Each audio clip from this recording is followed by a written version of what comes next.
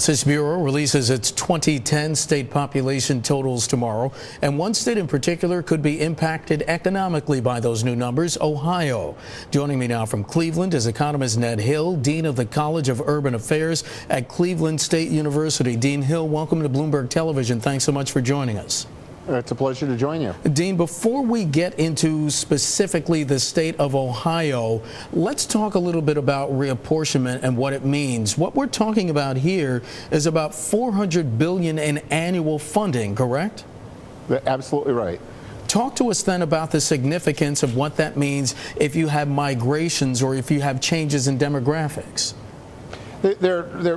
This has huge implications in terms of the way in which the federal budget is allocated, because there are formulas that get voted on by the Senate and the House. Just think about the Community Development Block Grant Program, which is the way of taking federal money and return it back to cities and states. Do you do it just based on population growth, or do you based on poverty and age of housing? That's a fundamental policy issue that really influences the future of cities and states and the way in which federal money gets used to invest in the future of different areas of the country. And one of the things that also affects them is reapportionment. That is the allotment of members of the U.S. House of Representatives. And the state of Ohio, where you are at, stands to lose, am I right, 2 seats in the House? Yeah, there's a possibility that we're going to lose 2 seats in the House, and also it's where they're going to be lost that's going to make a difference. 1 seat's definitely going to be lost from the Cleveland area where I am, and then the issue is whether the Appalachian regions of the state will lose a seat or not.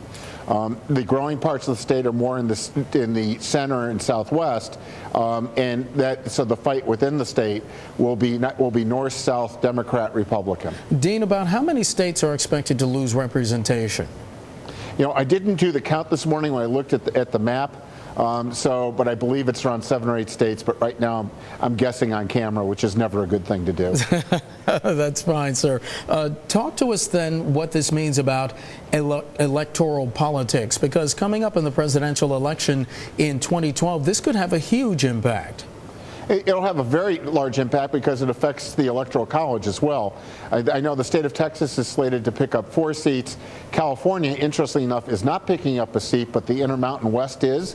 So you're seeing Nevada, New Mexico, and Utah being in positions to pick up seats. The state of Florida is, from the map I saw this morning, may only pick up 1. And of course, this should keep a group of lawyers busy for a while, contesting the way the algebra is done. And Dean Hill, one of the things we should mention the electoral calculation, because a state's electoral college vote, that's the sum of the members that it has of the House of Representatives plus its 2 members of the United States Senate. Do I have that calculus correct? That's right. It is essentially their delegation in the House and the Senate.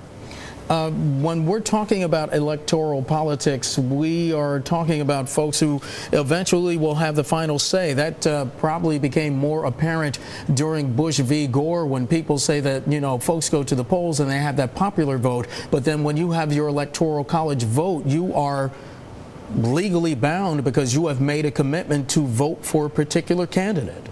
Well, you've made that commitment, so the Electoral College is important, and I think all of us are expecting a very expensive and close race for the presidency next time around. But let's not forget about the huge importance that regional representation makes, because it's not just Ohio, it's New York, Pennsylvania, Ohio, Illinois. All of the broad north-central states are going to be really worried about things such as, how does the Department of Transportation allocate the gasoline tax? Right. As we shift towards electric cars, we're going to have to find new ways of paying for our roads and infrastructure. That is going to be a regional debate. And Dean, I'm sorry, but in our last 40 seconds, since Ohio has lost so many jobs, so much of its manufacturing base, when that labor moves out, it affects a state's influence in Washington. Oh, it absolutely does. And, you know, we think about in the South for years, they used seniority to counterbalance the lack of representation. Now in Ohio, we're going to have to figure out how to play nice with each other and worry about seniority. All right, Ned Hill, Dean of the College of Urban Affairs at Cleveland State University, joining us live from Cleveland. Dean, some fascinating stuff. Thank you so much. We appreciate your time.